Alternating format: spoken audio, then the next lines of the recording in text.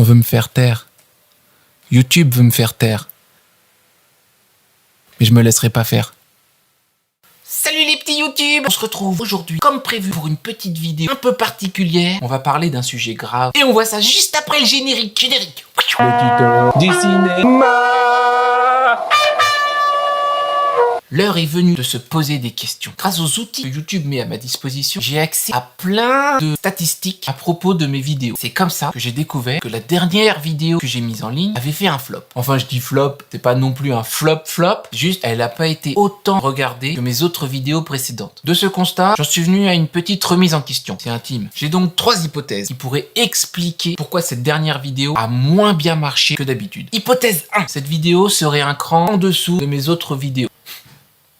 Honnêtement, ça m'étonnerait. Hypothèse 2, ce serait de votre faute. La faute de ma communauté qui n'a pas compris tout le potentiel de cette vidéo, qui n'a pas partagé en masse ce contenu vidéo. Si on devait résumer un peu cette hypothèse, en gros, je serais un peu en avance par rapport à YouTube. Hashtag avant-gardiste. Cette possibilité, ça m'étonnerait. Vous ne m'avez jamais trahi. Je sais que j'ai une communauté fidèle et nombreuse sur laquelle je peux toujours compter. Donc cette hypothèse... Enfin, l'hypothèse 3, celle qui me paraît la plus probable, ce serait la faute indirectement de Mark Zuckerberg. Non, pas Mark Zuckerberg, c'est autre chose. Attends, si je tape patron de YouTube.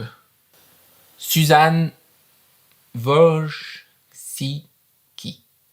Suzanne, je ne te remercie pas. Je peux comprendre. Quelque part, YouTube me censure, ne met pas en avant mes contenus qui pourraient intéresser énormément de monde. Je vis ça très mal. Une censure, je dérange. Mon contenu et mes idées subversives peuvent faire de l'ombre ou bousculer un pouvoir en place déjà établi. Je vois pas vraiment d'autre explication. La censure. C'est quand même bête. Je propose de la très bonne qualité de contenu, de tutos cinéma à des tutos potager. Je fais même des tours de magie. Hop, hop.